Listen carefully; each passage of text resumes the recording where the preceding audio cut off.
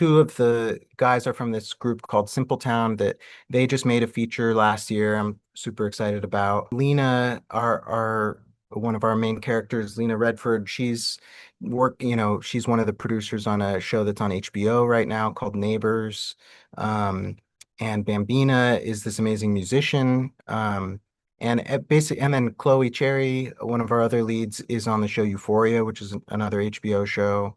And she's going to be in the new season that's coming out in a month, I think. So everybody has like these amazing careers outside of Bloodborne. And so we were kind of looking at it like, let's get everybody in this small movie before they're all huge stars. Welcome to the Filmmaker Mixer podcast, the podcast by filmmakers for filmmakers. Filmmaker Mixer is a creative hub where aspiring and established filmmakers come together to share experiences, insights, strategies, and inspiration. Hello, everybody. This is the Filmmaker Mixer podcast, and today we chat with Gabriel Bernini about his new film Bloodborn, which I just saw today. So it's a fun movie, Gabe. Congratulations. Welcome to Thanks the for show. having me. Yeah, Nah, thank you. I love genre filmmaking, and so I think this is going to be fun. So, just for the context for all the folks listening, give us the pitch. What is Bloodborn? Bloodborne is As if it's not obvious, yeah, right? yeah. No, go ahead. Yeah. Go ahead. It's one of we wanted to kind of be in the family of movies called Blood something, which there's a fair amount of them. Blood Hook, Blood Lake, Blood Harvest, Blood Beach, Blood Feast. So we were kind of going for that. We really my partner Alex and I have like this, affection for horror movies that have very low stakes where you go into them just looking for a fun, ridiculous experience, and you're kind of excited to see what did these filmmakers do with the budget they had and what did they do with the materials they had. It feels very like physical and just kind of like an art project almost. And I feel like we just are attracted to those movies for that reason. And we haven't been seeing that many of those kinds of horror films come out recently. So we wanted to make our own. So that was really the way that we went into this one. And we had been making these short films in that similar way that were all sort of like zero budget shot on VHS shorts. And those kind of like took on a life of their own. So we were like, let's make our first feature. And that's how we got Blood Barn. And then we also had access to a farm. So that was those were sort of the two pieces that came together. Well, when you're doing indie filmmaking, centering a story around a great location is a smart idea. So I think that's a good, I think that's smart. And also you did this thing in like 11 days. Is that right? Yeah, that's right. Yeah. Yeah, we shot it. Wow. We were living at the barn and in rural Massachusetts, pretty close to where I'm from. And we brought all of our friends from Los Angeles and New York out there and just kind of put everybody up and everybody jumped into it with us. It was a big production of just all friends who were just down to play with fake blood and makeup and goo and stuff and just have a fun experience in the woods while also trying to make a full feature length film. So Well, yeah. a lot of us started out making films with our friends. And so when you're doing a feature like that and you get to still make movies with your friends, that's a wonderful thing. That's really cool. Yeah, it was special. So I'm curious what was your footprint like? I mean, how big of a crew are you talking about? How lean and how efficient were you? Obviously, you had to be It, if you're it shooting in 11 days. yeah, it was everybody like did a million jobs. It was definitely one of those things. I was in Massachusetts for about a month before we shot, just kind of compiling props and getting cleaning the barn, making sure that we had everything that we needed for when people arrived. And then everybody started arriving and it was kind of like we just, everyone was down. They were kind of supporting this project from the ground up, and we were just like, we need to make this thing. So everybody had that same kind of mentality, which was really special. And I think that they saw that we were putting in a lot of work and that this was a big dream of ours for a long time. So we felt super supported. And we were able to raise a little bit of money to pay everybody a little bit. So it was kind of like we clicked into gear, and it was, I think, at most, like, I think the amount of people who were really living there with us was like 13 people, 14 included. I mean, it's a 7-person cast, so there was like a 5-person crew or something like that. Wow. And then we would have friends and other people from Massachusetts, my community from Massachusetts, come to the shoots, and so on the biggest day it was probably like 19 or 20 people there. Interesting. Um, but yeah, yeah. Well, you had a really nice sound design, lots of Yeah. layers, lots of cool things going on. Is that do you have a background in audio? Where did that come from? Because Yeah. it's a lot of Yeah. times Well, independent films, kind of miss that. Yours was really the audio was really well done. thank you. Yeah. Well, um, we had a great on-set sound engineer, Drew James, who was who just was actually one of the only people we didn't know going into making the film. He jumped in. He was recommended by a friend. He's a young guy. I think he's right out of college, and he just kind of was down to jump in with us, and he did an amazing job. He was like the most professional of any of us, and he had the gear and the stance, and he did an amazing job, which is was super lucky for us because sound is just so important, especially to the quality of the film. It ups the quality so much to have good sound of the dialogue, good production sound. But then, yeah, I come from a music background. I've been a musician for a long time, and so I'm familiar with audio, mixing and stuff, and I just get excited about that stuff. So I um I edited the film and did the sound design, and Nice. just kind of went crazy with the sound design. It's so much fun. It's like it's really one of the things that just brings a movie to life is, you just I, it was wild because once we had this crazy sound design that I had put together for the first edits, we decided it would make sense to really do a serious mix session with a real mixing engineer. And so we brought it to this Atmos studio here in Hollywood, and uh and that was a real crazy experience because we gave ourselves like 3 days to do the whole mix, and just the amount of sound effects that I had used, it was just not sufficient, so we ended up probably being there for like almost 2 weeks. Oh, wow. And it was both stressful because it cost us money, but it was also the most fun part of the whole process because we just got to make the whole movie sound like a spaceship or something, Yeah, it's a nice and mix. It's really good. thank you, thank you. Yeah, I mean it's especially, something extra if you get to see it in an Atmos theater, which no one in the world will get to see until Atmos theaters are more common, I guess, and maybe we'll get booked in one someday. That would be cool. But it's got a great 5.1 mix. It's got a great stereo mix. So it was so much fun to get to do that kind of thing. So we really it was a big learning experience, but we took a lot of attention to the sound design and the mix. So yeah. Well, I know you were going for that gritty kind of 80s, horror film style. What movies influenced you when you were putting this together? Man, there's a ton. It's funny because it ranges from influence to just full on ripping off. We have, there's a big obvious one is the Evil Dead franchise, which I would say that those movies influenced us more from even just the way of going about getting investors, the way of going about making an independent horror film.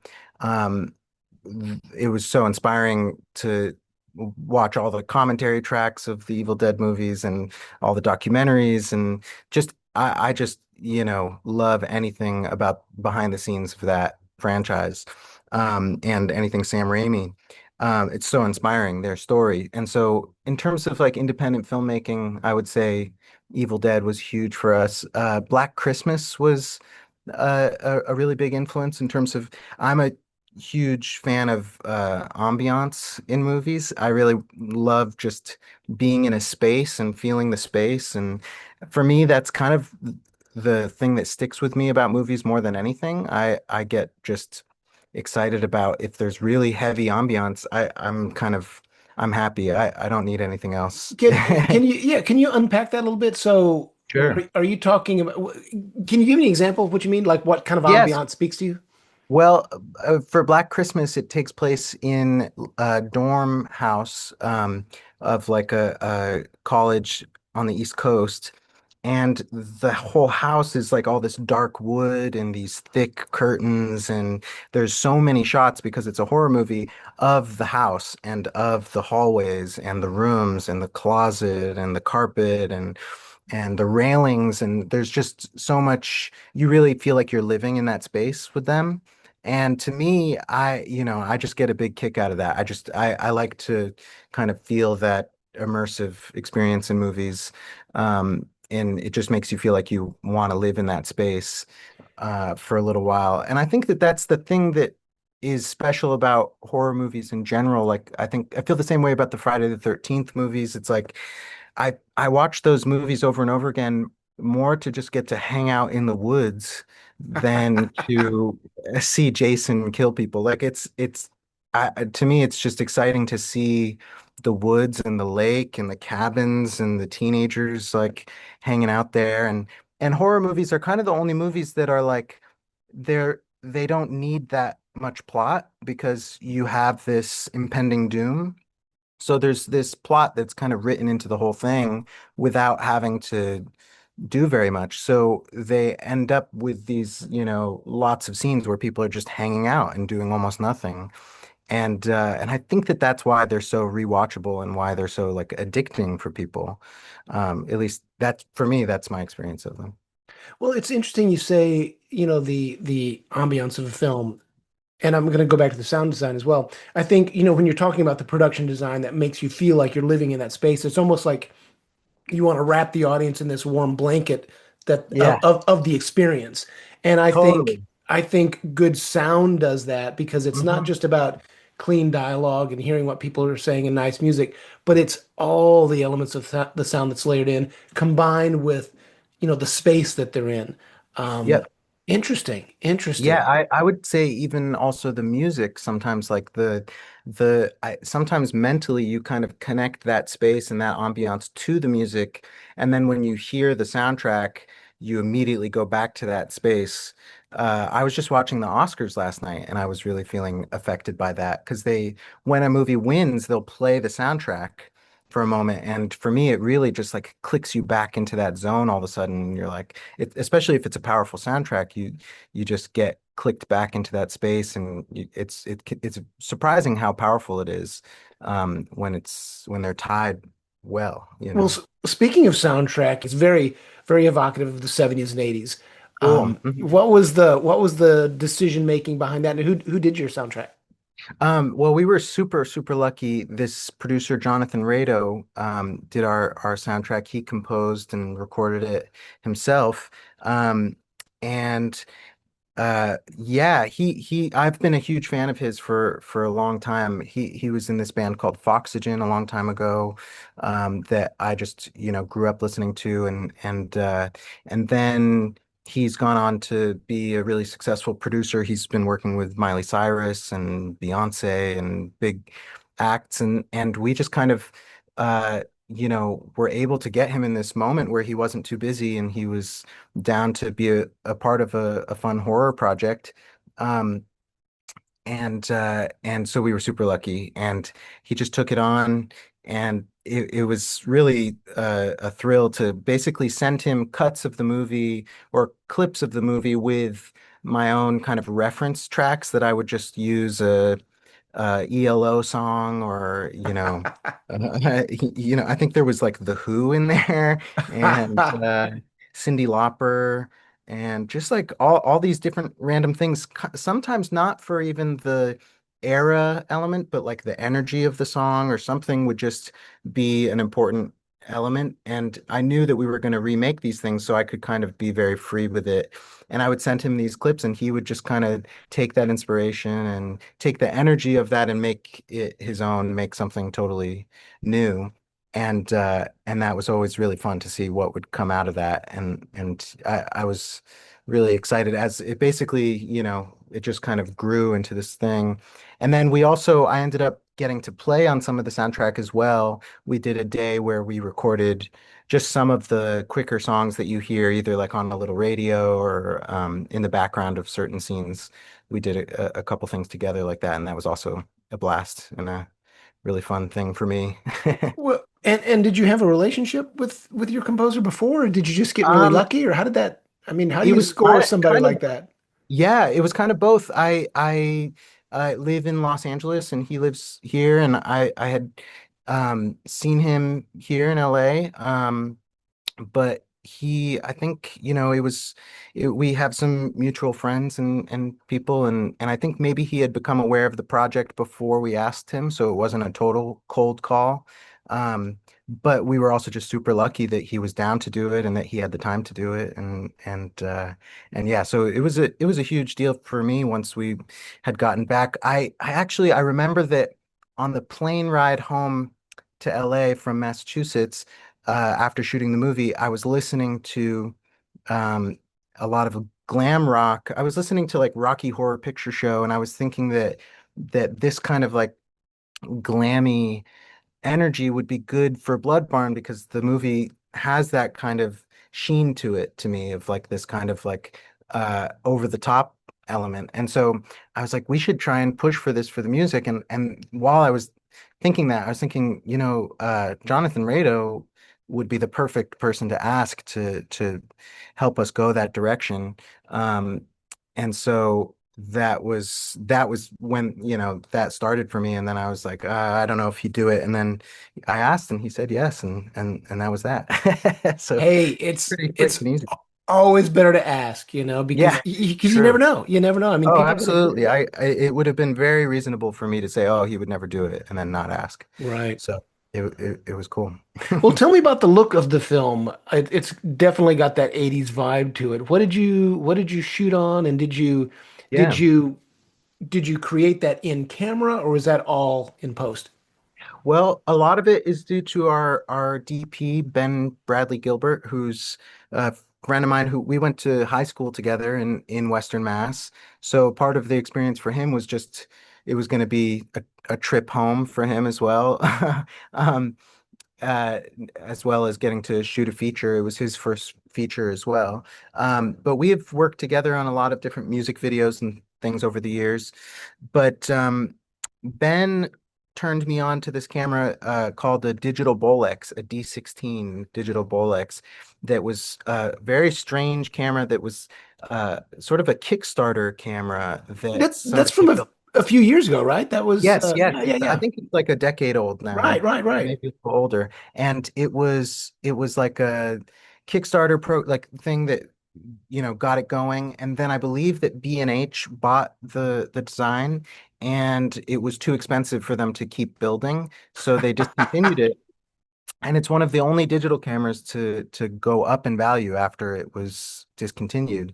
And so now they're really super expensive. But we rented one from a guy here in LA who got it at an estate sale.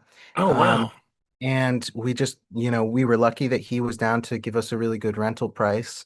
And we, built a whole setup for it that worked for this camera, but it's a very strange camera.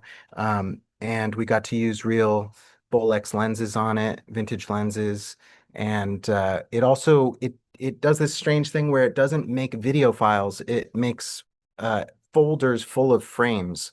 So it's almost similar to celluloid, where you would actually have a bunch of frames separated. You have to actually put those frames together in a program like DaVinci Oh, wow. to make the video. So you just when you get the files off your camera, it's just a bunch of folders full of frames. Um, That is but I crazy. I think it has a really beautiful look, and it was really cool to kind of. I mean, we knew we wanted to go for film, but we didn't have the budget for film, Right. so it was kind of the next best thing for us at the time. Yeah. I can reach it. Got my old Bolex still. Oh, My wow. my Super 8 Amazing. Bolex that I had, Yeah, years cool. ago. Yeah, it's Yeah. I need to crank it up and get some Super 8 film, go out and shoot some stuff. I've Um, got my Super 8 over here as well. It's yeah. on screens right now. Well, But it's a yeah. cool, that's okay, that makes sense now because I was watching the film and I'm thinking it's got a really interesting look.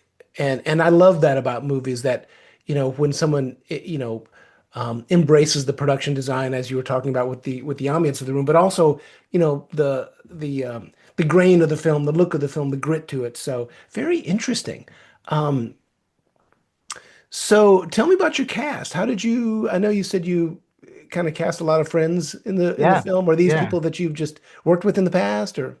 Yeah, pretty much. The whole cast were all people that we knew from the kind of comedy world in LA and New York. I had done a lot of comedy uh in the past with just sort of like online comedy group that I had. Um, and so we worked with a lot of people through that project, which was it was a great way to meet lots of people. That was my first time working with Bambina and Lena Redford and Pierce Campion. So yeah, most of the cast I met through doing comedy.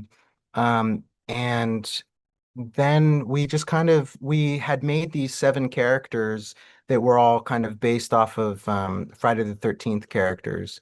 And so we took those, archetypes and we kind of looked at, the Rolodex of comedians around and we were like, who would be good for that person? Who would be good for that? Who would play this character?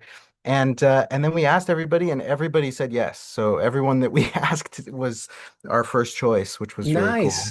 and That's everybody was awesome. available and it's kind of special to me too because I really believe in all of their careers separately. They're all like content creators and uh you know, comedians. They all have, two of the guys are from this group called Town that they just made a feature last year. I'm super excited about. And then Lena, our one of our main characters, Lena Redford, she's one of the producers on a show that's on HBO right now called Neighbors. Um, and Bambina is this amazing musician. And then Chloe Cherry, one of our other leads, is on the show Euphoria, which is another HBO show. And she's going to be in the new season that's coming out in a month, I think. So everybody has like these amazing careers outside of Bloodborn. And so we were kind of looking at it like, let's get everybody in this small movie before they're all huge stars. And so yeah, so I think in that way, the movie Wet Hot American Summer was kind of a big influence, which is another movie we love and we were looking at a lot in terms of just a movie that seemed like a lot of fun to make. It seemed like they were, having a real camp experience while they were there. And then all those people went on to have amazing careers. So that's my hope. Well, it definitely looks like you guys had a lot of fun making the film. Yeah. Well, before we wrap up, tell the folks how they can learn more about the film, what Yeah. festivals it might be screening at. How can they follow what you're up to? Yeah. Well, it's streaming now on Prime and on Screenbox. And I believe on Fandango as well. It will be out on Tubi and other AVOD platforms in May. And yeah, we're trying to do as many screenings as possible. We have a screening in New York City on April 16th. We're doing a screening in Massachusetts on April 19th. And then we will have, I think, three screenings in Los Angeles in April as well. So we're just kind of booking as many screenings as we can right now and just kind of keeping the rollout moving. But the movie was released almost a month ago. It'll be a month Oh, tomorrow. okay. will be our 1 month anniversary of the movie. And yeah, so it's been a really exciting month already. We're just kind of getting that experience of putting out our first feature. It's been awesome. Awesome. Well, Gabe, don't hang up. I want to chat with you just for a second, but Cool. congratulations on the film and stay in touch. We should chat again. Yeah, absolutely. Thank you, Jeff. All right, Thanks. man. Take care. Thank you for listening to the Filmmaker Mixer podcast, a podcast created and hosted by filmmakers Jeff Stolen and Andrew Lamping, and produced by Melody Lopez. Our theme song was composed by Stephen D. Bennett. Make sure to follow or subscribe on whatever platform you're listening to us on, and stay tuned for future episodes.